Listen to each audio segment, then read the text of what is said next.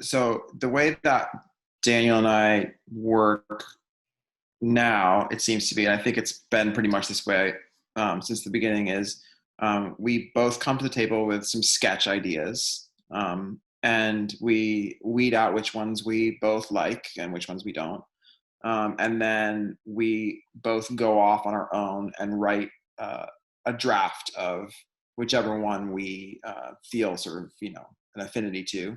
We bring that back to the other person, and then we sort of maybe trade places and do rewrites on each other's scripts until we come to a general sort of script that we both like a lot.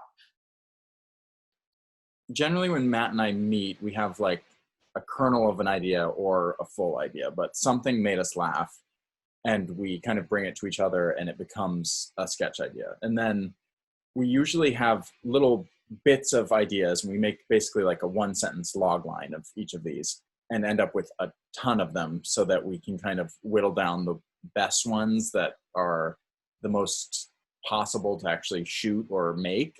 We usually make full scripts of those and then trade them back and forth and kind of revise them, and then we'll actually read them together, and then we'll present them to Will. I think we all have complementary senses of humor. Obviously, my brother and I grew up together, so there's certain things that have just sort of meshed in terms of our sense of humor, and somehow Matt feels like he must have been part of that process because he feels like a brother in comedy, sort of. But we all do come at it from different vantage points.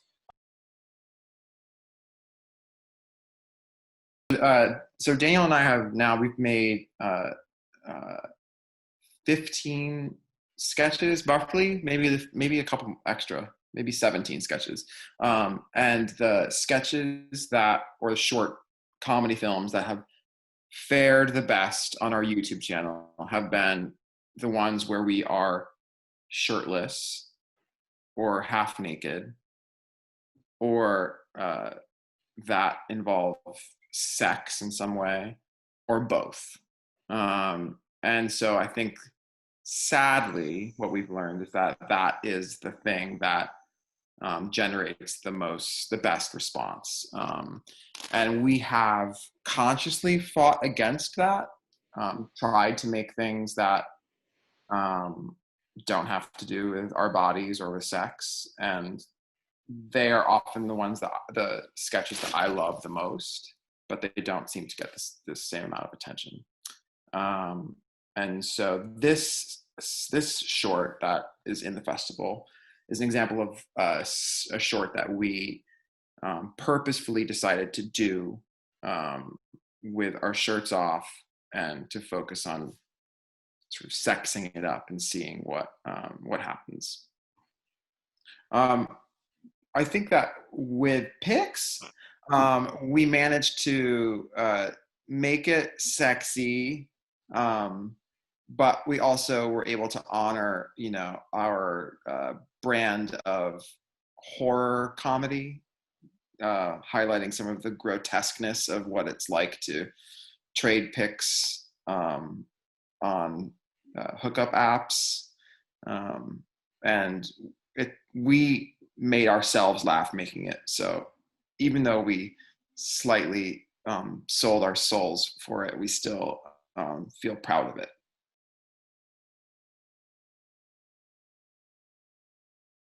Hi, it's Luca Padrini, director and writer of Paese che vai, international title When in Rome.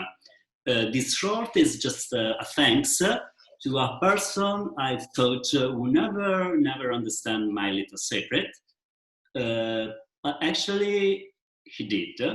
So here this little story. Hi, my name is Vijay Kumar Mirchandani.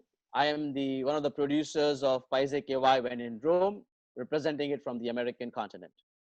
So Luca's perception about the film was very clear, and his artistic and creative requirement was that it should be a typical small, quaint town in Italy, which represented a found and cafes and small shops around it. And the script also demanded a ranch and a beautiful looking place. So there was a nice small town outside Rome called Sutri, which just fit the bill, and we shot the film over there.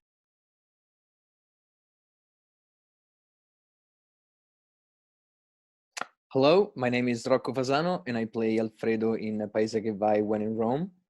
So about balancing between comedy and drama, we didn't really have to do that much because we discussed this among ourselves before shooting, and we decided that in order to reach a comic effect, we had to play it as if the big secret was, you know, revealing my homosexuality, and that's what we did.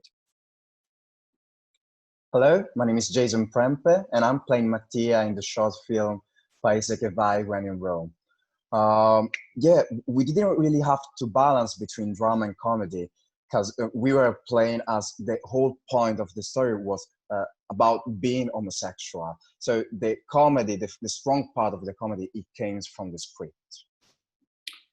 So in the name of all cast and crew, I want to thank you, Frameline44, to let us get part of this. It's a great honor. So see you soon and lots of love. Thank you. Thank you. Thank you. Thank you. Thank you.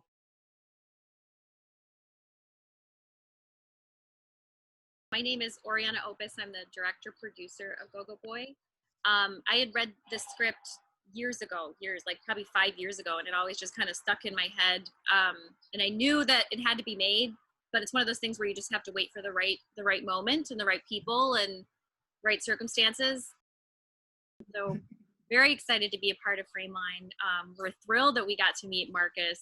You know, I say this in every Q&A. You gave me the chills when I met you and the chills when I saw you in the callback. And, you know, it was just so much fun having you on set. It was fun being there. It was a great experience. And I just loved it. It was wonderful. So I really enjoyed the dancing, but you know, I was still a kid, so my feet got tired pretty easily. So I really enjoyed dancing. So that was one of the major aspects of it. So I really enjoyed to get to move because who doesn't? What kid doesn't like to move around and get to feel the energy of the room and just go? So I really enjoyed that. And yeah, it was a really fun experience also. We worked in an actual house for a lot of this. So just having to work in sort of confined spaces, especially with anamorphic lenses, was an interesting challenge because you have to find a place to like set the light to where it's just out of frame, and then, you know, sometimes we're capturing some of this movement. You know, obviously for the dance sequence, we weren't in a house, so we had a little bit more space, but then it's like masking an entire gym to where it's mostly just focused on Marcus and his performance. And so I would say, yeah, sort of the working in those tight spaces, and then I think it got a little hot too. So it was, you know, all the gear, all the people in there, a little bit of heat makes it difficult, but it was a lot of fun, and I think that we came up with a great result. Some like non-acting aspects where like the dancing, I really do just sit in my room and dance and lip sync to songs, and it's really something that I do it while I'm washing the dishes. I do it like all the time. And I love how I keep saying confined spaces. That room was really big compared to my room. Like I could not do half the stuff in that room that I could do in my room. So that was another thing. That was kind of me acting and kind of me like going out of my shell, because since my room is so small, I can't do half the stuff that I wanted to do. And I feel like that space also really allowed me to be free. So yeah, that was me acting, and that was me also improv and not really having to act.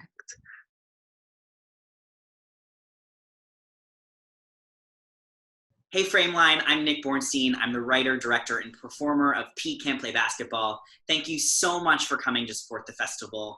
We're so excited to be here this year. I'm joined by my incredible producer, Jennifer Simpson, and my equally incredible DP, Corey Frameline. I'm so thrilled to be back at Frameline. My film last year, Sweater, was in the same block, and it was such an incredible experience. I am so sad that we can't all be together at the Castro Theater celebrating our community and celebrating these incredible films. But again, it's such an honor to be back with this new film. And, you know, while Pete is not a dance film or a musical film, I think there's a lot of similar elements just in the way that I like to explore surrealism and sort of these other ways of telling stories. Obviously, with Sweater, it was such an exploration into joy and how, you know, we sometimes can really believe in ourselves when we least expect it, and how that can be seen in really interesting ways.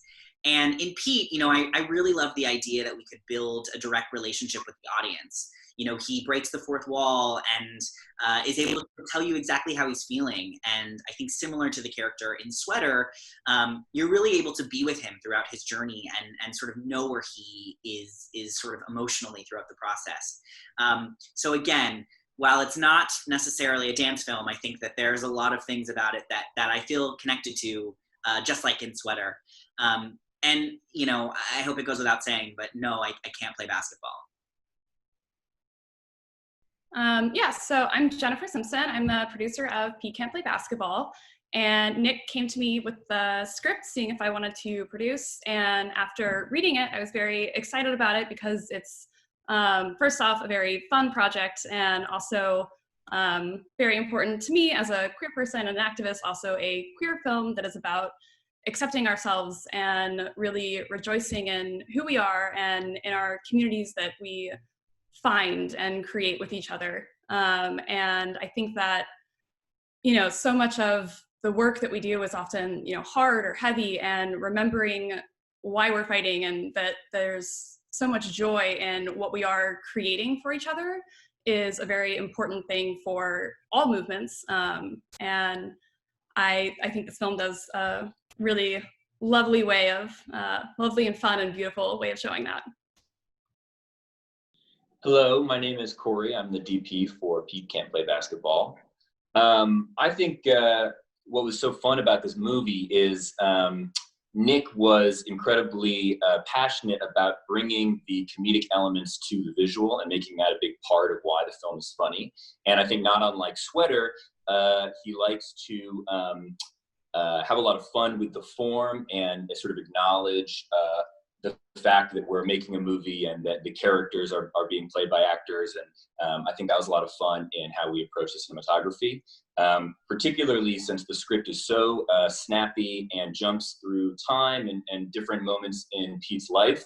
We were able to really use the cinematography to transition in a way that was adding to the comedy and really, you know, bringing a new layer to why the film was funny. Thank you again, Frameline, so much for coming and supporting the festival. We really hope you enjoy our film, Pete Can't Play Basketball. While we wish we could all be there with you celebrating and loving this community, we look forward to seeing you guys next year. I mean, hey, I was at Frameline last year. I'm here again. I'll probably be back next year. So thank you again so much.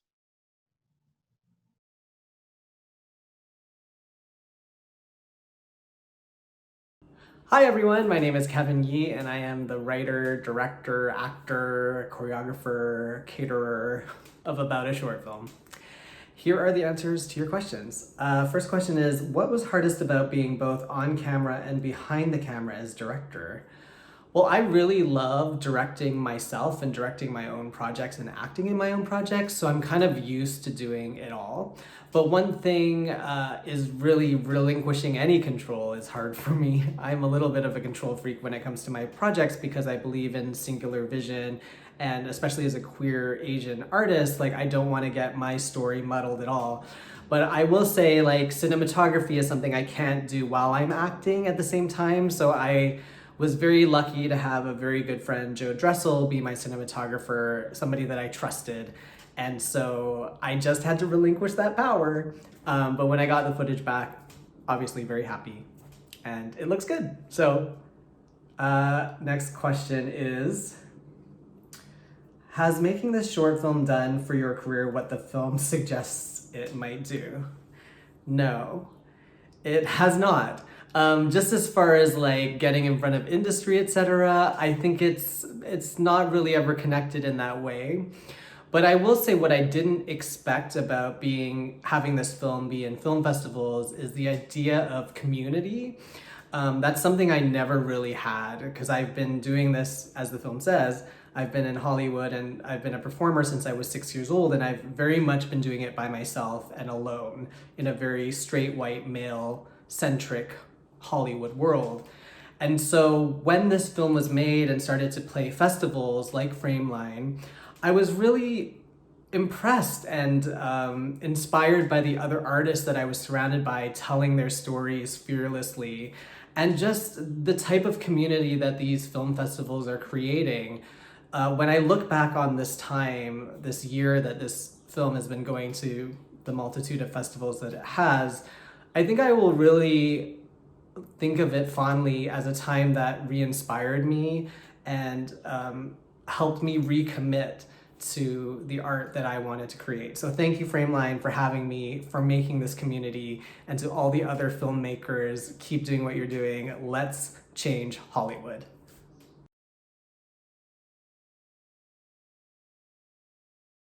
Hi, Frameline. Thank you for your question, and thank you for including Blowjob in this year's lineup. It was not my intention to create the shortest film in Frameline history, but I gladly take on that distinction. I've been collaborating with a talented editor, Michael Ballard, on my Unsuited series, and we've been using stop motion animation with still photography to create a trilogy of unsuited micro shorts. So my background is in photojournalism and still photography, and I like to use stills a lot in different video projects. So I hope you enjoyed it, and got to get back to work.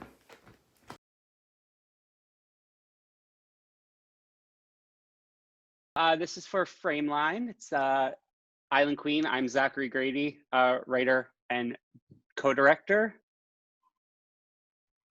If we all want to introduce ourselves, maybe, I don't know. Sure. I'm Jenn Harris. I'm a co-director of Island Queen and producer. I'm Rachel Dratch. I forget what the name of my character was, but I was in it. Yes. Joyce, leave it at that. Joyce, that's who it was. I'm a very good and prepared actor all the time. Jesse, take it away. I'm Jesse Tyler Ferguson, and I played a character opposite of Rachel named... He didn't have a name. The captain. Yeah, the captain. You're the captain.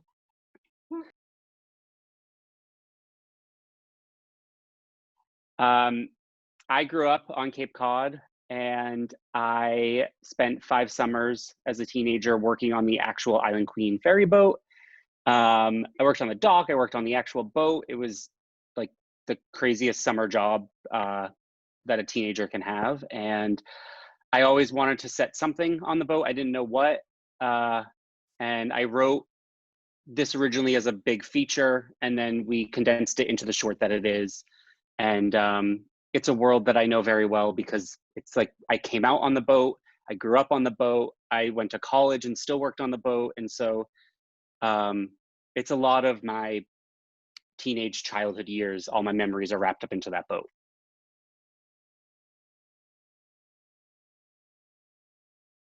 Well, Zackary and Jenn and Rachel are all friends of mine. And my husband is one of the producers on this film. So that's how it's a little nepotism. That's how I got involved. I was sleeping with the producer. And, you know, Zackary's writing is writing I've been supportive of for many years. And I was really excited to get to work on this with him. And, you know, my dad had a lot of struggles with me as a young gay kid. And he's come a long way. And I was certainly channeling the early years of that relationship.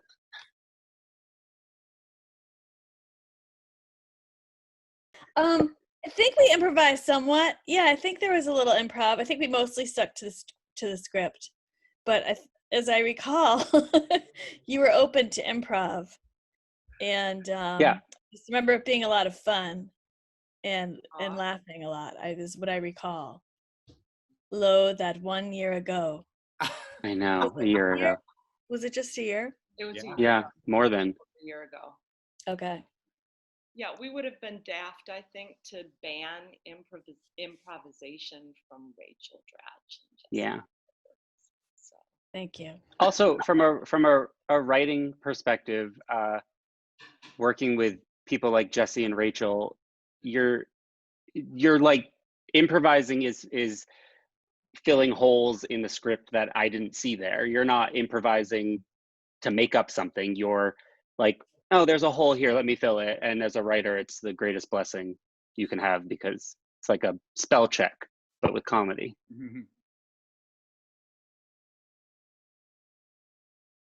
Anyone that knows me knows I am obsessed with figure skating in an unhealthy way. And I just love the idea of it being like a smaller story within the larger series of it, to watch him, you know, he's old for a figure skater. He's 14. You can't really start figure skating at that age. So I'm more interested in somebody trying something that they're not going to go to the Olympics for. I like the idea of him just doing it anyway and watching him compete and maybe not be that good, but we don't care about him winning. We just care about him doing something that he loves. And that's something that could play out over seasons as he gets older. Is that Leaf?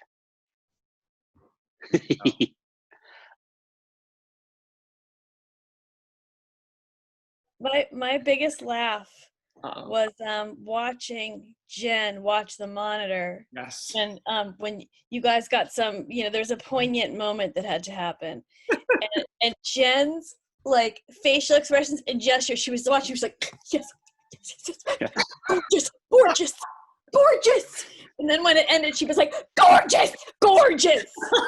And that, I think they might have captured that on film, and that was. I think I'm looking to see if I have it in my. Aside from the joy of doing the actual work itself, that was my favorite part. Damn it. Oh, good times, kids. Yeah. Fun. Well, that was fun. Thank you. All right. See you guys in a year.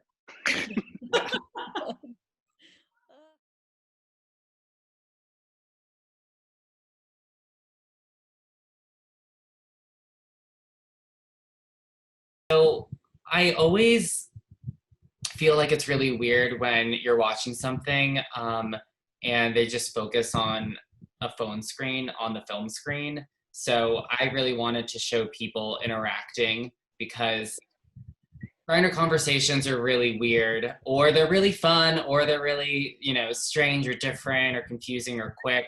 And I feel like to really capture that emotion, you can't just be looking at a phone screen. You really have to be looking at these characters interacting with each other. And then you can get all of the layers that Grindr gives you. Absolutely. Layers and layers, for sure. Yeah.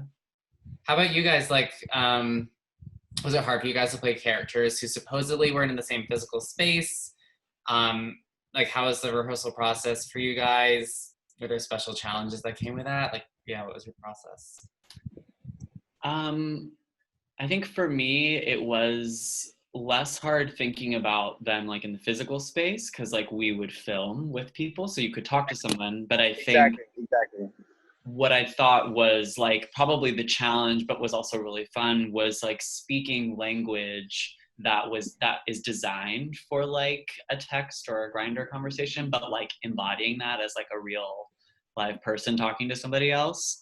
So I thought that was like the challenge, but I thought that it was really fun to say those things and, you know, kind of figure out how does someone sound human behind their phone, and like how does that work out, you know? I mean, that was something that was funny to think about. Was, I mean, because when we text, we don't really text exactly the way we speak, you know?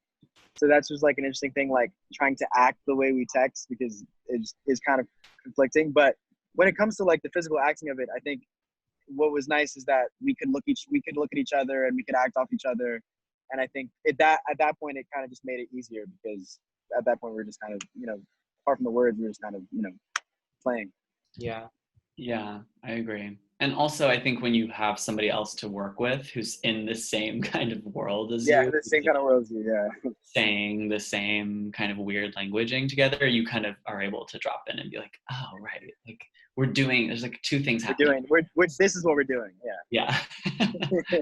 Yeah, I remember when we were doing rehearsals, we were playing around with whether or not we were going to be really emotive or not, or whether you guys are going to be really emotive or not, right? We were playing with what does a text message that's really curt sounds like, or what happens if he doesn't respond for a while and there's more length between these two bits of dialogue. But those are a lot harder to, as an audience member, to notice and pick up on. So I feel like we really pivoted more towards what the audience members could grasp, and then leaning into the emotion of the scene too. Like that was, I think, really important that you guys did such a good job of doing.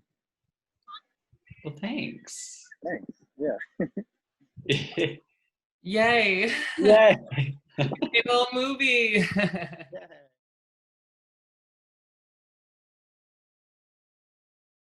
Hi, Frameline. My name is Sara Kiener, and I'm the director of the Shawl. And over here are... I'm Dusty, and I'm in the Shawl. And I'm Shane, and I'm also in the Shawl. And behind me is Stevie Nicks, and she's kind of in the Shawl. And behind us is artwork from F.I.B.S and their friends between revolutions, because that's what we're living in. It's a book we like. It's a book. Look it up. Books? Sara, how did you meet these two gentlemen and convince them to share their story with you? Well, I've known Shane for a really long time. We went to college together. I had a really big human being crush on him, non-sexual, just like human. Although I am very attracted to you, Shane, but that's neither here nor there. And like a million years later, I asked Shane if he would come and tell stories for me, and maybe I'd turn some of them into an animated short.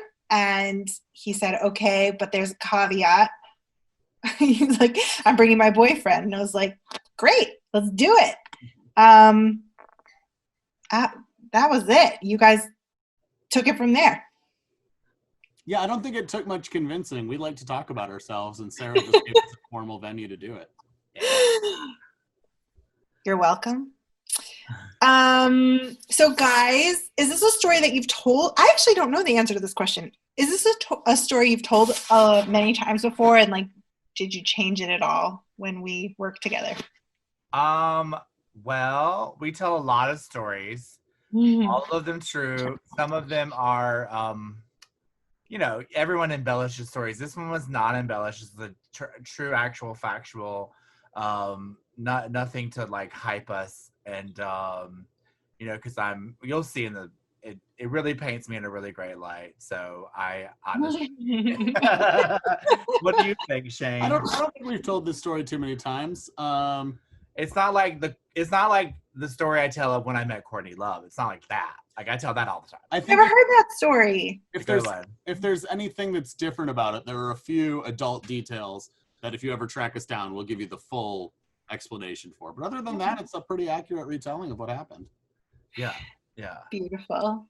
Sworn to truth here, I love it. Enjoy the Frameline. Thanks. Thanks, Frameline. Wish we could be there. Bye.